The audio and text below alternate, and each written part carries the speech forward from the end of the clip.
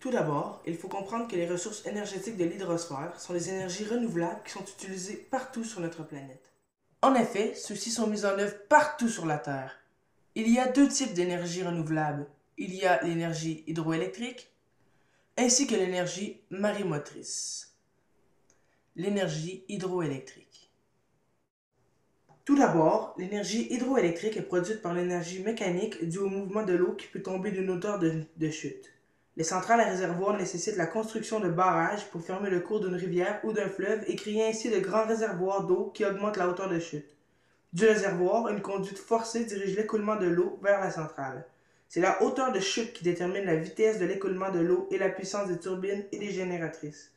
Les centrales au fil de l'eau exploitent directement la force du débit d'une rivière ou d'une fleuve sans avoir à créer de trop grands réservoirs ou de grandes hauteurs de chute. La puissance de ces centrales est donc déterminée principalement par le débit des eaux.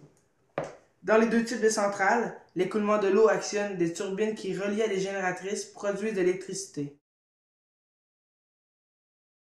Ensuite, des lignes à haute tension transportent cette électricité de la centrale vers les régions et les localités à desservir.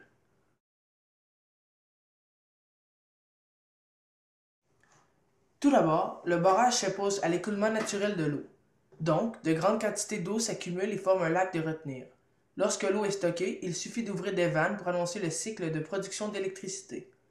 Par la suite, l'eau s'engouffre alors dans une conduite forcée ou dans une galerie creusée dans la roche suivant l'installation et se dirige vers la centrale hydraulique située en contrebas. À la sortie de la conduite, la pression entraîne la rotation d'une turbine. Celle-ci entraîne un alternateur qui transforme l'énergie mécanique en énergie électrique. La puissance de l'eau qui fait tourner la turbine dépend du débit et de la hauteur de la chute et le rendement de l'opération est très bon. L'eau est ensuite libérée au pied de la centrale et reprend le cours normal de la rivière. Bref, l'énergie hydroélectrique constitue la source d'énergie issue de l'hydrosphère qui est la plus utilisée dans le monde. En 2008, près de 94% de l'électricité produite au Québec est de source hydroélectrique alors qu'au Canada, l'hydroélectricité constitue 60% de l'électricité produite. L'énergie marémotrice. Tout d'abord, l'énergie marémotrice est l'énergie produite par les mouvements de l'eau créés par les marées océaniques. Les centrales marémotrices modernes exploitent à la fois les variations du niveau de la mer et les courants d'eau, deux phénomènes dus au mouvement des marées. L'énergie marémotrice est encore peu utilisée dans le monde. En effet, moins de 10 centrales sont opérationnelles, mais la recherche de sites et de nouvelles technologies devrait faire accroître son utilisation dans les prochaines décennies. Le principe de l'énergie marémotrice est quasi le même de celui de l'énergie hydroélectrique. Encore une fois, on construit un barrage qui laisse passer la mer à marée montante. Par la suite, l'eau remplit un bassin de retenue qui sert ensuite à faire tourner les turbines à marée basse. L'énergie maréthermique, l'énergie des vagues et l'énergie des courants marins.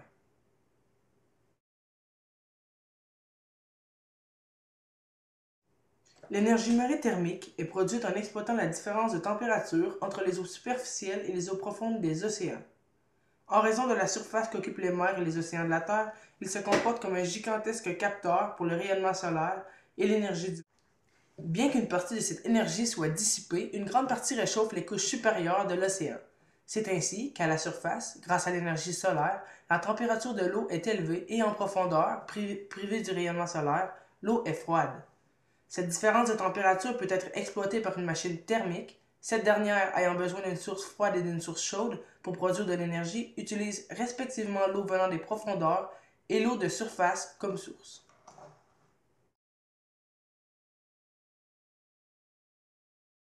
Tout d'abord, l'énergie des vagues est une énergie marine utilisant la puissance du mouvement des vagues. Aussi, celle-ci est l'énergie mécanique créée par les mouvements des vagues de haut en bas pouvant être convertie en énergie électrique. Par exemple, certaines usines pourraient utiliser l'oscillation de l'eau dans un système appelé colonne d'eau oscillante. Selon ce système, les vagues entrent dans une chambre en béton et en sortent, en repoussant et en aspirant l'air qui s'y trouve. Ces mouvements font tourner une turbine. Les mouvements des vagues peuvent produire d'importantes quantités d'énergie, mais les vagues, comme les vents, sont soumises aux variations de conditions atmosphériques. Leur force est donc très variable.